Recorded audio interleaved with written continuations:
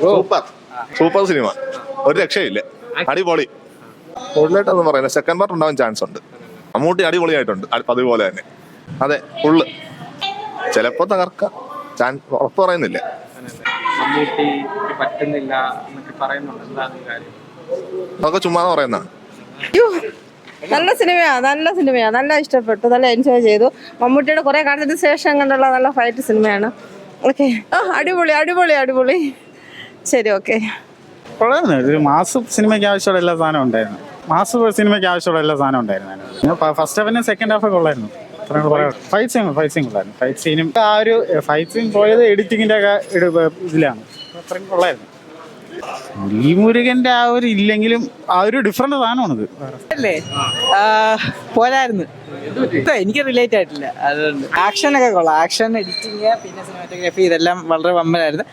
പിന്നെ ഒരു pan Indian reach എടുക്കാൻ വേണ്ടി ചെയ്തതാണെന്നാണ് എൻ്റെ ഒരു വിശ്വാസം. പക്ഷെ എന്തോ എനിക്ക് കണക്ട് ആയിട്ടില്ല, ബാക്കിയുള്ളവർക്ക് എങ്ങനെയാണെന്ന് അറിയത്തില്ല.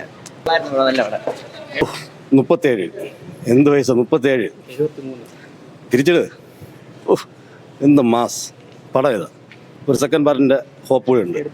ഈ ഇത്രയും എഫിഷ്യൻസി ഒരു തിരക്കഥയിൽ ഞാൻ പറയുന്നില്ല, കാരണം അതിനകത്ത് ചില ഭാഗങ്ങൾ പ്രശ്നമുണ്ട്. പക്ഷേ മമ്മൂട്ടി എന്നുള്ള ഒരു എക്സ്ട്രാ ആക്ടറുടെ പെർഫോമൻസ് മതിയല്ലോ ന്യൂനതകളില്ലാതെ പോകാൻ.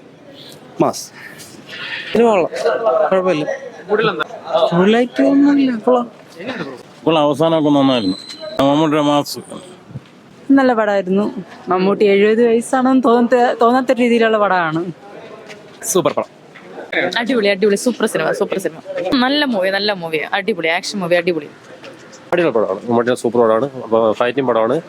പിന്നെ ഇങ്ങനെ ഈ പടം എല്ലാവരും കാണണം. അടിപൊളി ഫൈറ്റാണ്. ഇംഗ്ലീഷ് ഫിലിം അങ്ങനത്തെ ഫൈറ്റ് കണ്ടിട്ടുള്ളൂ. ഓക്കെ, കിണ്ണം കഴിച്ച സിനിമ ഫസ്റ്റ് തന്നെ പൊളിച്ച് കട്ടി പൊളിയായിരിക്കും. വിജയ സേതുപതിയാണ്. പൊളിയാണ്. മമ്മൂട്ടി നല്ല ഇതാണ്, നല്ല ഫൈറ്റ് സീനൊക്കെ പൊളിയൊക്കെ ആയിരുന്നു. ഇതിന്റെ ആക്ഷൻസ് ഒക്കെ ഇതൊക്കെയാണ്.